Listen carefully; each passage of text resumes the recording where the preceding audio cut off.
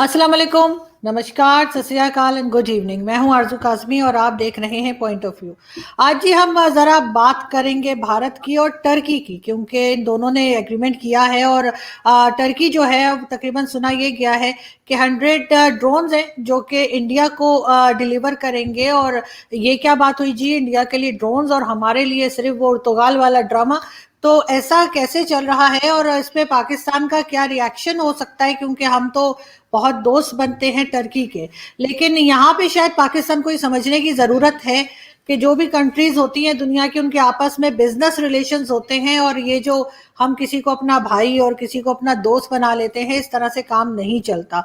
तो इसके ऊपर हम बात करेंगे। साथ साथ अभी कुछ दिन पहले ही जो है इंडिया ने अग्नि मिसाइल के नाम से जो है एक मिसाइल का एक्सपेरिमेंट किया था। साथ साथ पाकिस्तान ने भी B1 के नाम से ये एक मिसाइल का एक्सपेरिमेंट किया है। तो ये जो रेस है ये हमें कहाँ ले जाएगी और कितना इस पे जो है जो इन्वेस्टमेंट हो रही है उससे क्या नुकसान है आम पब्लिक का, स्पेशली पाकिस्तान का, कि हम अगर हर उस चीज को कॉपी करेंगे जो भारत कर रहा है तो क्या वो हमें सूट करता है या हम इसको कर सकते हैं। इस पे जी हम हमारे साथ जो मेहमान हैं उनका सबसे पहले मैं आपसे तारुफ करवा दूं। हमें जी ज्वाइन किया है इंडिया से आशीष सिंह ने, आप सब जानते हैं, सीनियर जर्नलिस्ट हैं। बहुत शुक्रिया कि आप आए, thank you so much sir. और जी थैंक यू। पाकिस्तान से हमारे साथ हैं फ़खर यूसुफजई। आप फ़खर यूसुफजई को भी आप सब जानते हैं, सीनियर जर्नलिस्ट भी हैं और अपना एक यूट्यूब चैनल भी चलाते हैं। Thank you so much Fakhar. Thank you very much for inviting. जी, सबसे पहले मैं आशीष आपकी तरफ चलूंगी। और ये टर्की के साथ जो आप लोग ड्रोन्स का एग्रीमेंट हुआ है और आपको वो डिलीवर करेंगे 100 ड्रोन्स, तो क्या ये क्या किस तरह का ये मैं कहूँ कि रेस है कि क्या चीज़ आप लोग करते जा रहे हैं, कि हम देख रहे हैं कि बहुत ज़्यादा इन्वेस्टमेंट इस तरह की चीज़ों में इंडिया कर रहा है। तो क्या वजह है, क्या चाइना से डरे हुए हैं या एक ये रूटीन वर्क है और ऐसे हुआ ही करता है।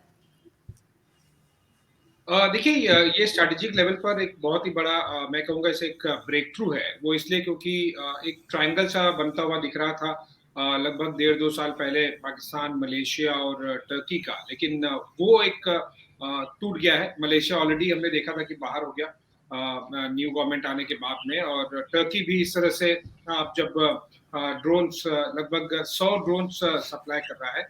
हालांकि मैं बता दूं कि भले ही इसमें गवर्नमेंट के अप्रूवल्स लगेंगे, बट प्राइमरीली ये प्राइवेट इंडस्ट्रीज के बीच में कोऑपरेशन है। और ये रफली 4-5 महीने पहले मुझे याद आ रहा है कि IDF जो इंटरनेशनल डिफेंस फेयर होता है इस्तांबुल में, वहां पर ये डील साइन हुई थी। इंडियन प्राइवेट कंपनी थी।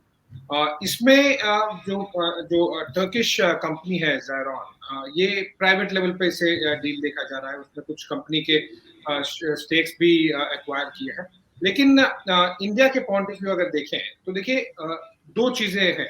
पहला जो आपने पूछी कि क्या इंडिया इस तरह से चीजें लेता रहा है, बिल्कुल ड्रोन्स को लेकर तो यहाँ पर in ministry of civil aviation, defence तो छोड़िए, सिविल एविएशन तक लेवल पर काफी ज्यादा बेसिकली उसका कमर्शियल यूज किस तरह से किया जाए, और बहुत सारी चीजों में वैक्सीन डिलीवरी कर रहे हैं। ऑलरेडी एक्सपेरिमेंट स्टेज पर है रिमोट एरियाज में, और कार्गो डिलीवरीज, लॉट ऑफ चीजें हैं जो जिस पर इंडियन गवर्नमेंट काम कर रही है, डिफेंस मिनिस्ट्री के अलावा भी। डिफेंस में स्पेसिफिकली आरजू, चाइना के बाद, चाइना के साथ टेंशन होने के बाद में हमने बहुत ज्यादा इस पर फोकस शुरू किया है। वो primarily because of the weather and terrain at the LAC। वहां पर आप किस तरह से ड्रोन्स का इस्तेमाल करके सप्लाईज को मेंटेन कर सकते हैं।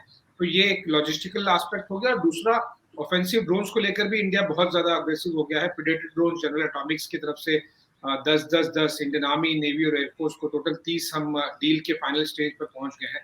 तो इस पर फोकस बहुत ज्यादा है। ये LAC के टेंशन की वजह से है।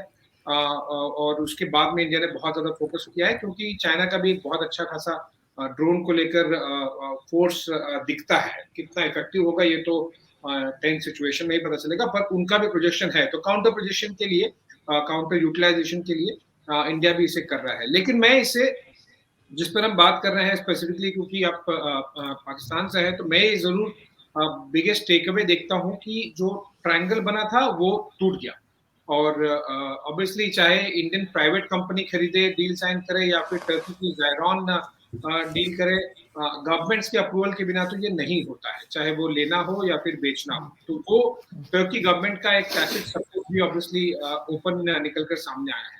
तो ये एक बहुत बड़ा झटका है, मैं ये कहूँगा स्ट्रैटेजिक डोमेन में पाकिस्तानी गवर्नमेंट के लिए, पाकिस्तानी आर्मी और आईएसआई के लिए। तो ये एक लॉन्ग टर्म सिचुएशन भी रिफ्लेक्ट करता है, क्योंकि देखिए इंटरनेशनल रिलेशन में it's more of religion basis पर या फिर अदर एस्पेक्ट्स पर बहुत ज्यादा रिलेशंस चलते नहीं है। Ultimately it comes down to the economy, ultimately it comes down to the the longer friendship and the difficult times relations. एक वन लास्ट पॉइंट भी मैं जरूर कहना चाहूंगा इससे पहले कि मैं आपके इस क्वेश्चन का आंसर समझ करूं।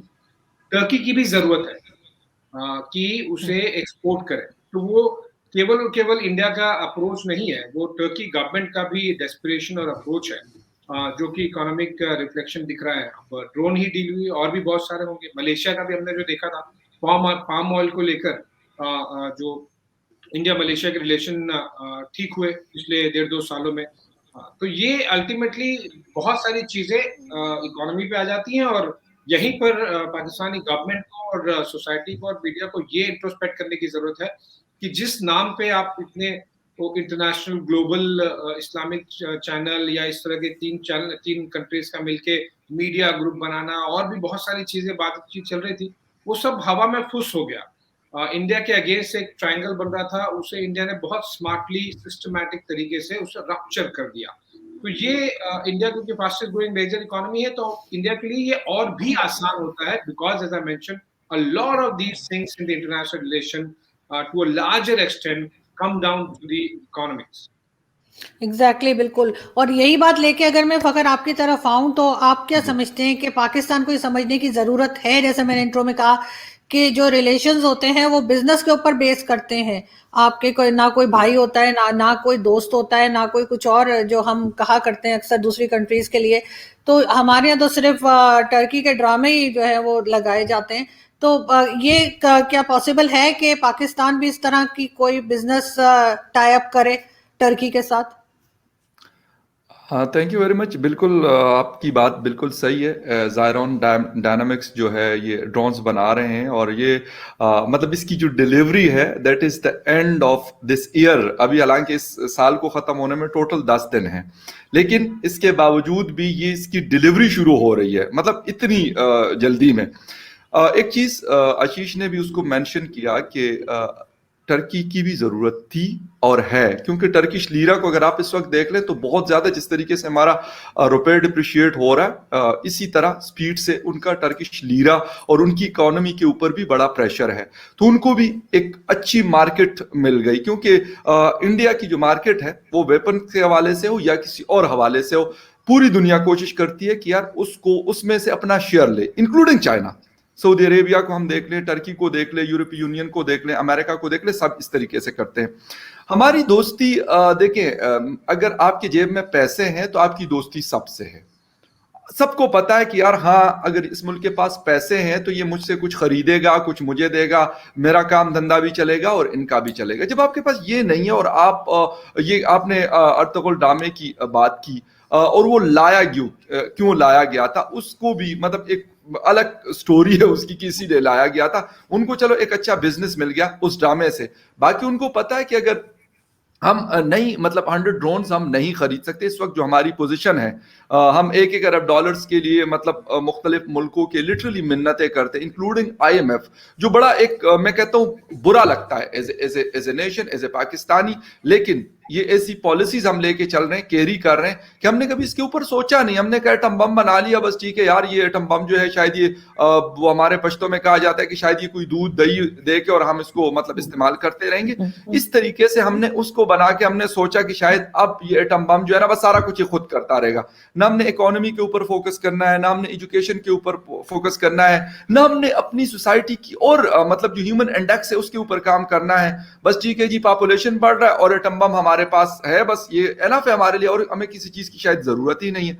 हालांकि अगर उसके साथ साथ हम दूसरी चीजों के ऊपर काम कर सकते, या काम कर लेते, या काम अब भी अगर कर लें, तो मेरे ख्याल में अगर आज नहीं तो आफ्टर 10 ईयर्स, आफ्टर 20 ईयर्स कहीं ना कहीं बेहतर जगह पे हम जाके स्टैंड कर सकते हैं। और ये जो हम डिस्कशन कर रहे हैं कि भाई मिसाइल टेक्नोलॉजी के मतलब एक रेस हमने लगाई हुई है, या इंडिया अगर मतलब अग्नि का कोई टेस्ट करता है तो हम बाबर 1, बाबर 2 और पता नहीं एक पूरी सीरीज है हमारे पास भी, हम उसके टेस्ट करना शुरू कर देते और एक दूसरे को इसीलिए दिखाते हैं आरजू कि हमें ये करना है। हम कहते हैं कि भाई नहीं, हम आपसे कोई कमजोर नहीं है, हालांकि मसला हमारा कुछ और है। मिसाइल नहीं हमारा मसला, ना एटम बम हमारा मसला है। हमारा मसला जो है वो मेरे ख्याल में लोगों को रोटी चाहिए। आप देख रही हैं इस वक्त सिचुएशन क्या चली हुई है, मतलब इन्फ्लेशन कहां पे पहुंचा हुआ है, लोगों के पास खरीद मतलब जो परचेजिंग पावर है वो डाउन हो रही है डे बाय डे।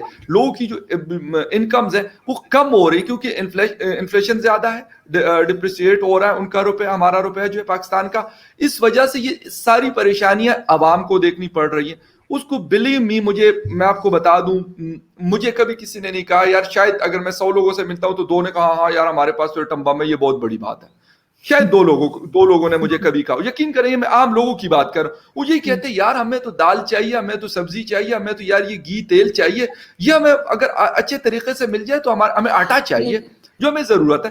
तो मसला हमारा ये है, हम जाके कहीं और सोच रहे हैं। और दोस्तियां, मैंने आपको बता दिया, एंड करूंगा फिर इसको, कि दोस्तियां आपकी जेब में पैसे या आपकी जो जितनी मार्केट है ना उस हिसाब से होती है।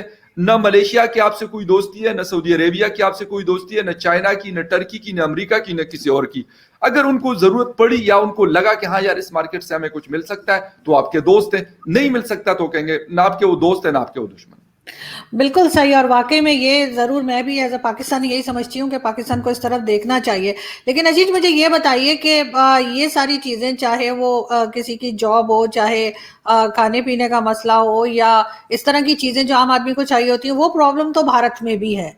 लेकिन भारत फिर भी इस तरह की इन्वेस्टमेंट कर रहा है, तो कहीं इसकी एक वजह ऐसा तो नहीं है कि वो टर्की को तोड़ना चाह रहे हैं पाकिस्तान के साथ, क्योंकि बहुत दोस्ती टर्की और चाइना के साथ बताई जाती है। अब कितनी है वो तो सब जानते ही हैं, लेकिन ये कि फिर भी ऐसा तो नहीं है कि ये बीच में, क्योंकि अब मैंने जैसे अपने एक शो में पहले भी कहा था कि जो भारत का दोस्त होता है वो पाकिस्तान का दोस्त नहीं होता, लेकिन जो पाकिस्तान का दोस्त होता है वो भारत का दोस्त बन जाता है।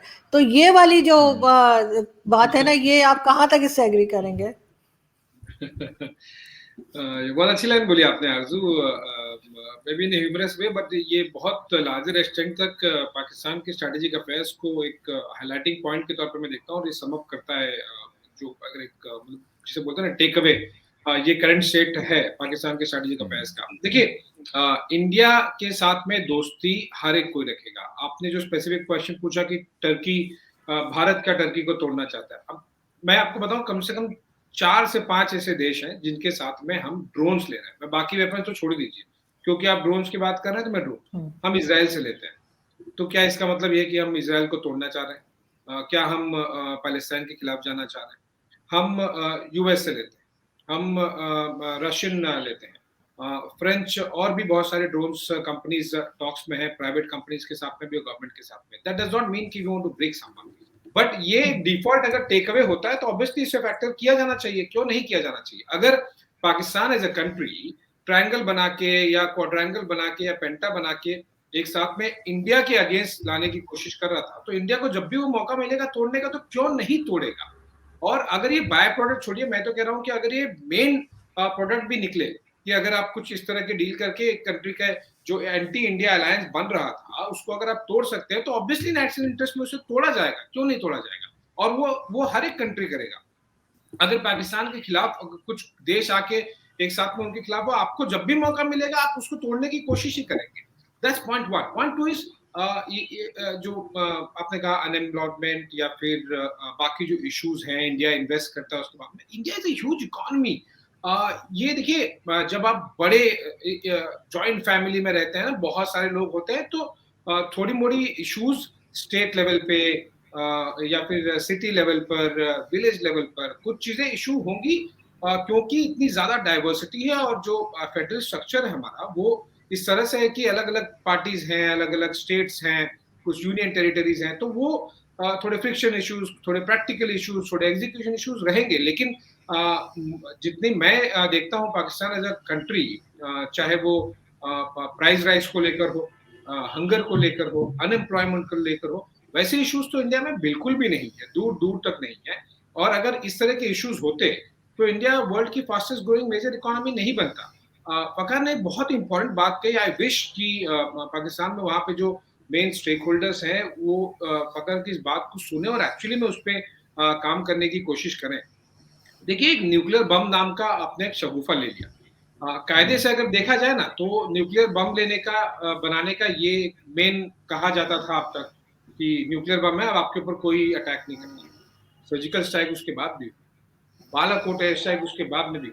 ये बात अलग है कि बोलते रहे आईएसपीआर की नहीं, पेड़ में मार दिया। मैं कहता हूं कि पेड़ में ही लगा होगा। चलो एक बार आपकी बात मान भी ले, आए ना फाइटर जेट्स, बम गिराए ना, कहां गया वो न्यूक्लियर बम, कहां गया वो डेटरेंस?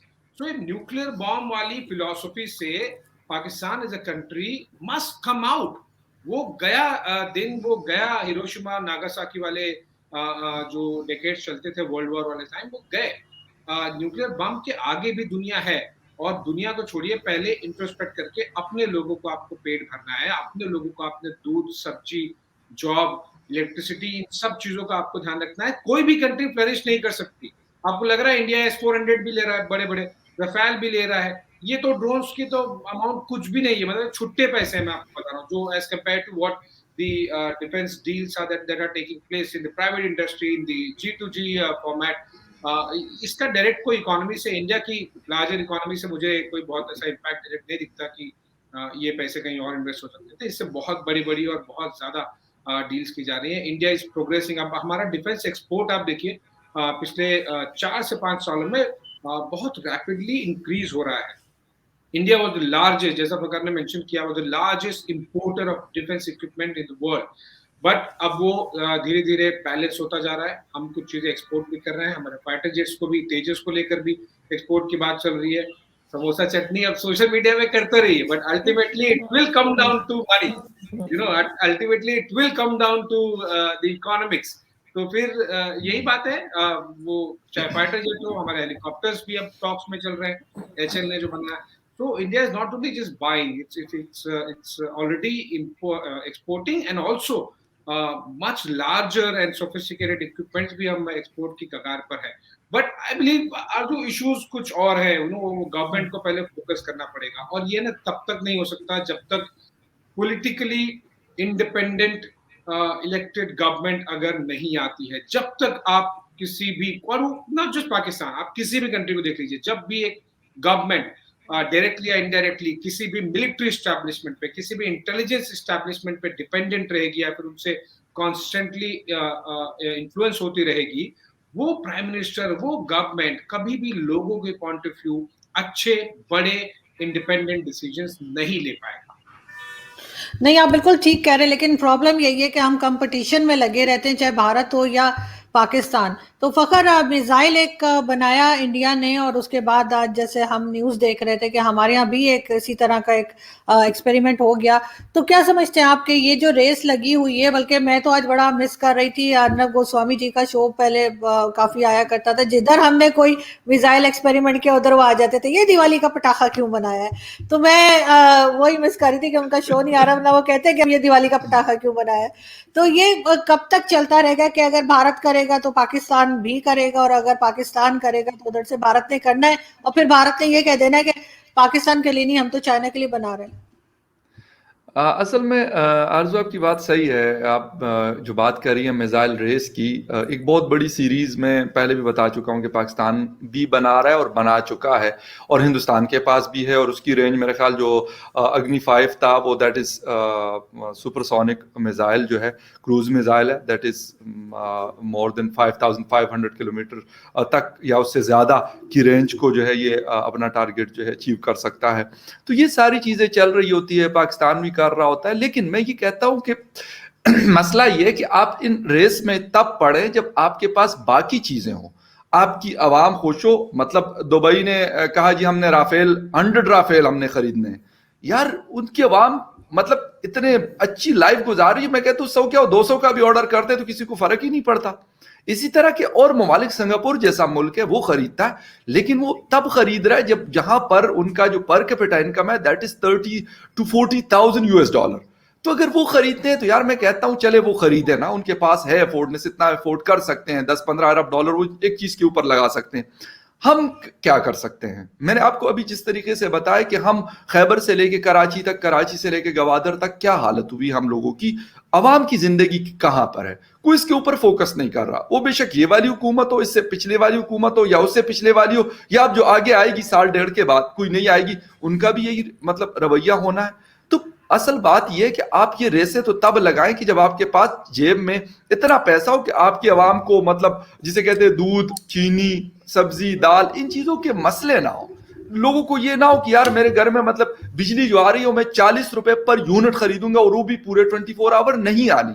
आपके घर में जो नेचुरल गैस अवेलेबल है वो भी आपको सर्दियों में 3 महीने नहीं प्रॉपर मिल रही। तो जब आप ये चीजें मतलब तब आपको अच्छा लगता है ये चीजें करते हुए। जब आपकी बाकी चीजें अच्छी हो, आप कहते हैं हाँ यार मेरी ये जरूरत है, मैंने तो F-35 भी खरीदना है, तो मैंने राफेल भी खरीदना है, तो मैंने जो है मिग जो सीरीज है वो भी खरीदनी है, जो भी आपने खरीदना आप खरीदें, लेकिन आप पहले इनके ऊपर काम करें, फिर आप ये जो मतलब आप बेशक कोई पटाखा बजाते हैं या वो हिंदुस्तान करता है या वो पाकिस्तान करता है वो करता है, लेकिन मैं फोकस पाकिस्तान पे इसलिए कर रहा हूं कि पाकिस्तान पिछले अगर 10 सालों का हम देखते हैं तो मतलब ट्रेड डेफिसिट हो या कोई और चीजें, वो हमारी मतलब जिसे कहते हैं दिन ब दिन पीछे दसते चले जा रहे हैं। फॉरेन डेट्स के अंदर जो हमारे इंटरनल डेट्स है वो इतने बढ़ गए, हम मतलब उसके नीचे दबे हुए। 80% हमारा जीडीपी का जो है हमारा उनमें जा रहा है, पैसा जो हम उधार लेते हैं उसके सूद में हम पे करते हैं। तो भाई हमने मतलब क्या, या तो सबको ये टंबम उठा के ना इस 21-22 करोड़ को मार दो, फिर जो मर्जी करते रहो, फिर आपके पास जमीन भी होगी, फिर आपके पास सारा कुछ होगा, फिर आप मजे करें, कभी टेस्ट करें कराची में, कभी टेस्ट करें खैबर में, पेशावर में, कभी टेस्ट करें आप लाहौर में, कभी आप टेस्ट करें क्वेटा में, कोई होगा भी नहीं, किसी को लगेगा जिधर मर्जी से आप उसको फायर करके और पाकिस्तान के अंदर अपने मजे से जो है वो करते नहीं। लेकिन पहले इस बेचारों का जो है इनका तो कुछ करे ना, मतलब कोई किसी को यकीन करे इसका वो नहीं है, बस हर किसी को ये फिक्र लगी हुई कि हाँ यार हमने तो मूंचों को ताव दे के कहो जी हमने तो बाबर 1 कर दिया जी, क्रूज मिसाइल है, ऐसा कर सकता है जी, न्यूक्लियर वेपन्स कैरी करके लेके जा सकता है। अबे यार ये हिंदुस्तान है। इधर इस्लामाबाद में मैं बैठा हूँ, मैं अपनी छोटी गाड़ी पे मुझे 4 घंटे लगते हैं मतलब वाघा बॉर्डर तक पहुंचने में। अबे यार आप किस दुनिया में रह रहे हैं? वो आशीष वाली बात सही है, आपने इस 400 सिस्टम ले लिया ना, आपकी सारी की सारी मिसाइल जितनी आपने कैप बनाई हुई है वो यूजलेस हो गई है। आपने अरबों डॉलर उसके ऊपर लगाया, किस काम के होंगे, क्या करेंगे उसके साथ?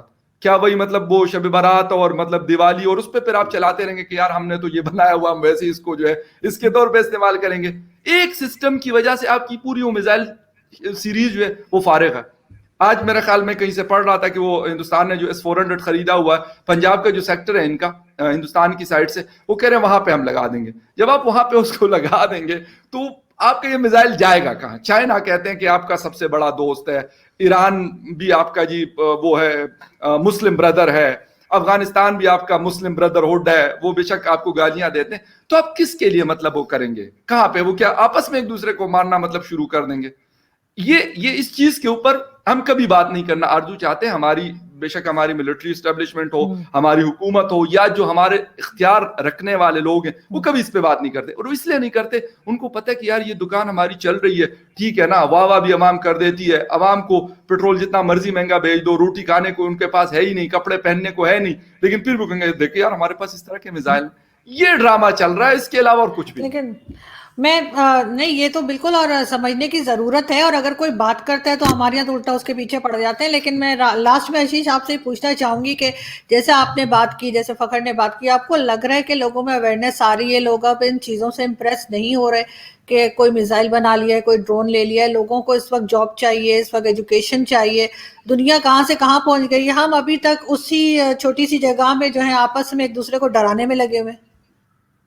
इंडिया में इसको पॉलिटिकल मुद्दा या फिर इस तरह से नहीं बनाया जाता है। मैंने तो नहीं देखा है किसी भी डिफेंस प्रोक्योरमेंट को, unless there is a corruption वाली चीजें होती है तो ऑब्वियसली इन्वेस्टिगेशन वो सब हो जाता है, पर इन जनरल डिफेंस प्रोक्योरमेंट को लेके पॉलिटिकल मुद्दा नहीं बनता है। और इनफैक्ट इंडियन गवर्नमेंट ने बहुत स्मार्टली, और ये इसी गवर्नमेंट में मुझे देखने मिला है कि डिफेंस चाहे वो इंपोर्ट हो या एक्सपोर्ट हो, उसको इंडियन इकोनॉमी से आप डायरेक्टली किस तरह से, एम्प्लॉयमेंट से, लोकल इन्वेस्टमेंट से, फॉरेन इन्वेस्टमेंट से, इन 4-5 डोमेन से किस तरह से कनेक्ट करें। तो जो हमारा सबसे बड़ा डिसएडवांटेज था कि India is the biggest importer of the defence equipments in the world, उससे आज सबसे बड़े एडवांटेज के तौर पर इस गवर्नमेंट ने कन्वर्ट करने की कोशिश की है। वो पूरा हुआ नहीं है पर अभी प्रोसेस में है, और ये सब चीजें 2-4 साल में होती भी नहीं है, समय लगता है, पर प्रोसेस अच्छा चल रहा है। उसकी कुछ ग्राउंड पे इम्पैक्ट देखने में मिलती है। जैसे कि अगर हमें AK-47, AK-203 इस तरह से चाहिए होती है, तो अब रशिया ने यहाँ पर फैक्ट्री लगा दी है रायबरेली में, जो गांधी की कॉन्स्टिट्यूंसी है यूपी में। यूपी का एक बड़ा डिफेंस कॉरिडोर लग रहा है। तो ये बहुत सारी चीजें इसको एडवांटेज के तौर पे किया गया है। लेकिन इंडिया में इस तरह के कभी भी मैंने नहीं देखा कि जैसे कि अभी 3 दिन पहले इंडिया ने अग्नि प्राइम मिसाइल लॉन्च की, दैट हैज रफली range of 2000 kilometre on the higher range. आपने जो अभी की वो है बाबुर क्रूज मिसाइल है 1B। इंडिया की जो मिसाइल टेस्ट है वो intercontinental ballistic missile ICBM। It's already different ball game. You know, कहाँ 450 किलोमीटर वाली आप जो बाबुर क्रूज मिसाइल है उसको, और कहाँ 2000 किलोमीटर। पर अल्टीमेटली देखिए, बात तो वही आती है जो फकार ने कही कि ये सब तब ठीक भी लगता है जब आप अपने आवाम को अपना जो बेसिक्स है वो आप 19-20 करके कम से कम उन्हें प्रोवाइड करें। परफेक्शन कभी नहीं आता, चाहे वो अनएम्प्लॉयमेंट वाली बातें हो, ये सब तो यूएस और यूरोपियन कंट्रीज में भी आती हैं, तो इश्यूज तो वो एम्प्लॉयमेंट रेट्स को लेके, इन सब चीजों को लेके थोड़ी बहुत चलती ही रहती है। लेकिन आप उसके करीब तो पहुंचिए, आप कम से कम वहां पर आइए जहां लोगों को खाने और नौकरी को लेके बहुत ज्यादा इश्यूज नहीं हो at a national level. You know, अगर किसी एक स्टेट का कोई टीचर्स का रिक्रूटमेंट हो रहा है, उसमें कुछ इशू है, is fine. Some clerk level issue or some that's fine, that's a localized issue and it happens across the world. पर पाकिस्तान में अनएम्प्लॉयमेंट और प्राइस राइज, इन्फ्लेशन, ये बड़ा नेशनल इशू है। आप नंबर्स को देखेंगे, मुझे तो ये हैरानी होती है अर्जुन पकड़ कि पता नहीं वहां पे आपका मीडिया इसको बड़ा इशू बनाता क्यों नहीं है। मतलब वहां पे लोगों को ये बड़ा, चाहे वो वोटिंग हो या फिर इश्यूज रेज करने हो, ये कभी प्राइम इशू बनता ही नहीं है। व्हाई? क्या ये इसे क्रश कर दिया जाता है या फिर लोगों में अवेयरनेस नहीं क्या कराई जाती है? इंडिया में अगर आप अभी पेट्रोल प्राइसेस बढ़े थे, आप देखिए, जो कि इतनी सॉलिड गवर्नमेंट है, मेजॉरिटी वाली गवर्नमेंट है, अभी 100 पार पेट्रोल किया था, बवाल हो गया था, मीडिया में बवाल हो गया, सोशल मीडिया पे बवाल हो गया, लोगों में इस पे चर्चा होने लगी, और 15-15, 20-20 रुपए पेट्रोल डीजल प्राइसेस को एक रफ रेंज में बता रहा हूँ, उसमें कम कर दिया गया across the country, almost across the country.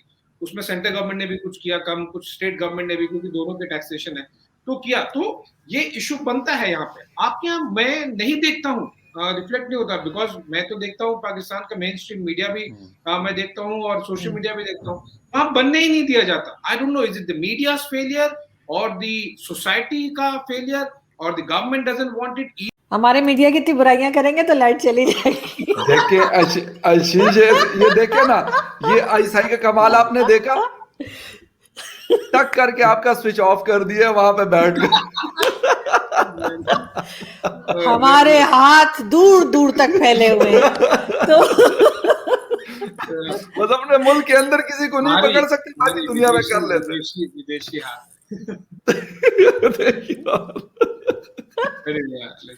तो हमें हल्के में ना लीजिए। फिर आप कंप्लीट कर लीजिए आशीष अपना कमेंट जी। No, that's what I was saying, you know, like ये जो प्राइस राइज है, एम्प्लॉयमेंट है, इन सब बेसिक्स को लेकर आई डोंट नो इशू क्यों नहीं बन पाता। और ये बाकी वर्ल्ड में भी मैंने देखा है, पर I am surprised, I don't no, correct me if I am wrong, if my observation is little less, और मुझे नहीं शायद समझ में आया होगा। पर क्या आप लोगों को दिखता है ये इश्यूज अवाम के लेवल पर आपके बन रही हो, पॉलिटिकल लेवल पर ये बन रही हो? यहाँ तो अपोजिशन सड़कों पे आ जाए।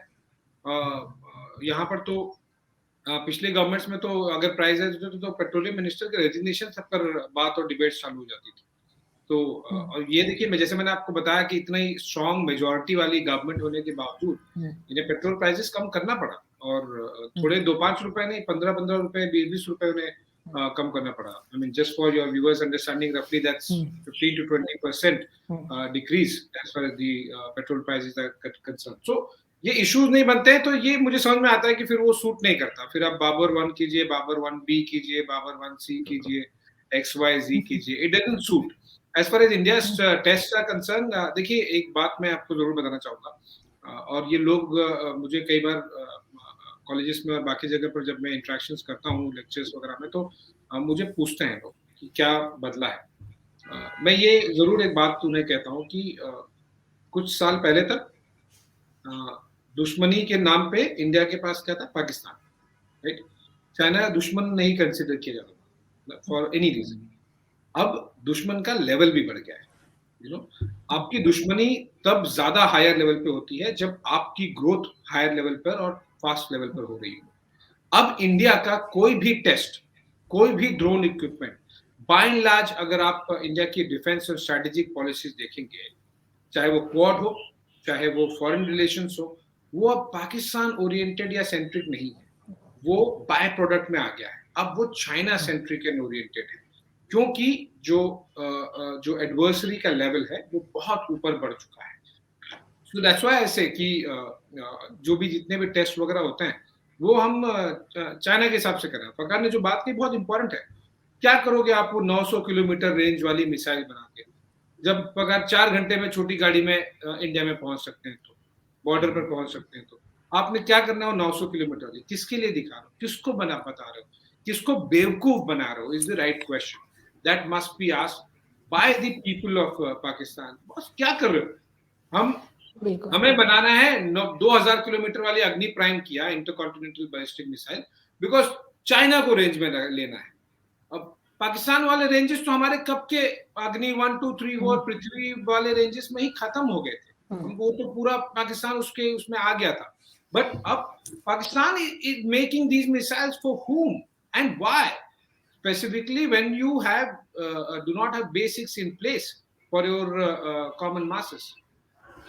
बिल्कुल आप ठीक कह रहे हैं, लेकिन लास्ट में फकर आप कुछ कहना चाह रहे थे, लेकिन उससे पहले मैं ये जरूर कहूं कि बिल्कुल आशीष ठीक कह रहे हैं, हमें क्या जरूरत है मिसाइल्स बनाने की, सब चीजें करने की। इनको तो हम कबूतर और टिड्डियों से ही डरा देते हैं। एक बार एक टिड्डियां छोड़ दी थी और एक बार हम लोग कबूतर पकड़ के बैठ गए थे, हमारे तो क्यूट सा था ना वो। तो मैंने कहा देखो हम कबूतर भेज रहे हैं और उसको पकड़ लिया, जासूसी करने आया। एक दफा टिड्डियां भेज दी थी। तो यहाँ पे हमारे जो पैनलिस्ट गए थे पाकिस्तान से, बता रहे थे कि टिड्डियां हम भेज भी देते हैं, खा भी लेते हैं, पका भी लेते हैं। तो उसके बाद इन मिसाइल्स की क्या जरूरत है? फखर आपका लास्ट कमेंट प्लीज। अच्छा, एक तो आशीष ने एक बात की कि वहां पे पेट्रोल महंगा हुआ तो उसके ऊपर बड़ा वावेला हुआ। आशीष यहाँ पे भी होता है, लेकिन यहाँ पे यकीन करें कि यहाँ की, मैं आपको तकरीबन 90+ या 95% पॉपुलेशन को ऐसा बिजी रखा गया है कि वो बेचारा, आप किसी टैक्सी ड्राइवर से बात कर लें यहाँ पर कहीं पे भी पाकिस्तान के किसी भी शहर में, वो कहेगा साहब मैं अपने बच्चों के लिए रात को 500,000 रुपए ले जाके उनको खिलाऊं पिलाऊं, या फिर मैं जाके कहीं मतलब मुजाहिरों में और धरनों में बैठता रहूं। इतना उलझाया गया है इन चीजों के अंदर कि वो किसी और चीज का ना सोचे। वो ये ना सोचे कि यार मेरे बच्चे की एजुकेशन अच्छी होनी चाहिए, वो ये ना सोचे कि यार मेरे बच्चे का या मतलब हमारी फैमिली का हॉस्पिटल अच्छा होना चाहिए, रोड इंफ्रास्ट्रक्चर अच्छा होना चाहिए, बाकी जो बेसिक फैसिलिटीज है। इतना उलझा के रखो इनको कि ये मतलब सुबह दोपहर शाम इसी में मतलब भागते दौड़ते रहे और ये करते रहे। इसके साथ फिर दूसरी बात ये कि हम IMF से $1 अरब लेते हैं। आप $1 अरब IMF से सर नहीं लेते। फिर आपका जो अपोजिशन उसके ऊपर प्रेशर डालता है हुकूमत के ऊपर, तो हुकूमत कहती है ठीक है यार हम अपना जो प्रॉफिट है उसको कम कर देते और चलो रिलीफ प्रोवाइड कर देते अपने अवाम को। हमारे यहाँ जब IMF को हम लिख के ये दे देते हैं कि हमने ये पेट्रोल इतना महंगा करना है, नेचुरल गैस इतनी महंगी करनी है, LPG को इतना महंगा करना है और बाकी चीजों के ऊपर इतना हम टैक्स लगाएंगे, तो हम तो ये, हमारे यहाँ तो ये नहीं हो सकता, क्योंकि उनसे $1 अरब जो हमने उधार लिया हुआ या उसके लिए हमने कमिटमेंट जो की हुई है। बिजली का रेट 40 रुपए यूनिट इस वक्त हमारे यहाँ चल रहा है, और कल फिर कमेटी की जो इकोनॉमी से रिलेटेड कमेटी है प्राइम मिनिस्टर ने चेयर की, वो कह रहे हैं कि 4 रुपए 75 पैसा और बढ़ाना है हमने। मुझे ये बताएं कि 45 रुपए यूनिट, मुझे नहीं लगता कि आपके हिंदुस्तान के किसी भी जगह पे इतना बड़ा रेट हो सकता है, और ये मैं आपको घर का रेट बता रहा हूं।